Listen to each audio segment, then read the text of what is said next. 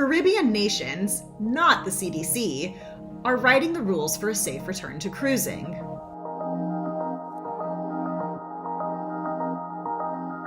Nearly a year after the industry was grounded due to the pandemic, the U.S. Centers for Disease Control and Prevention offered a rare glimmer of hope, telling Bloomberg in early April that the resumption of passenger operations in the United States could take place, hopefully, by midsummer. But that may be too little too late. By the time the CDC cracked open the window, many cruise lines, fed up with waiting, had already decided to ditch the US entirely, at least for their busiest summer season, and move their lucrative industry offshore. In 2019, the US cruise industry supported almost 450,000 jobs and contributed some $56 billion to the economy.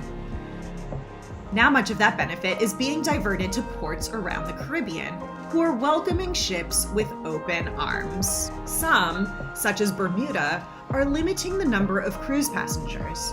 On that island, only 3,000 visitors can disembark weekly. Others, including Anguilla, which has earned recognition for having a remarkably small number of COVID cases during the pandemic, are requiring that all shore excursions be limited to specific parts of the island and be run only by approved COVID-compliant vendors. One requirement has been consistent across the board: vaccines for all adult guests and crew. Nearly every major cruise line is on board. Crystal Cruises, Royal Caribbean, Celebrity, Norwegian, Windstar, and even Viking plan to restart business in the region this summer. Still, cruising will come with known and unknown risks. In Antigua and Barbuda, as well as other islands, the resumption of tourism and the return of higher numbers of nationals have sent COVID-19 cases soaring. Poor access to vaccines in some countries means that locals are exposed to greater risk than the traveling public. While the prospect of transmission among the vaccinated set is considered low risk, the CDC continues to recommend against large group settings, a probable reason why it has yet to approve of cruising on U.S. shores. For Caribbean countries, that risk comes with significant economic rewards.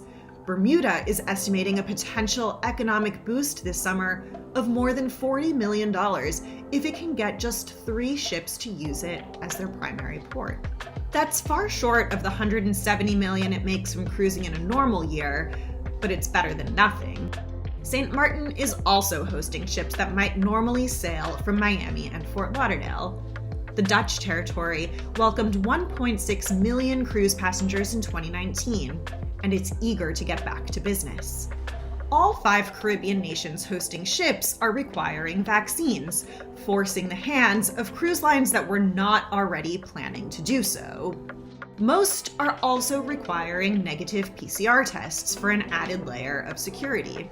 In some places, like Bermuda, anyone that tests positive will stay on the island in specified quarantine accommodations for 14 days with care from a local doctor appointed by the cruise line. But in most cases, thousands of inoculated passengers will be able to get off the ship at nearly any tropical island and explore with few limitations. And while on board, the drinks will flow and the show will go on, just with masks and some social distancing. Will it be safe? Time will tell. But executives are bullish, saying it'll be the safest leisure activity on the planet. This is Where To. I'm Nikki Eckstein. For more on this story and others like it, follow us on your favorite platforms. Don't forget to like and subscribe.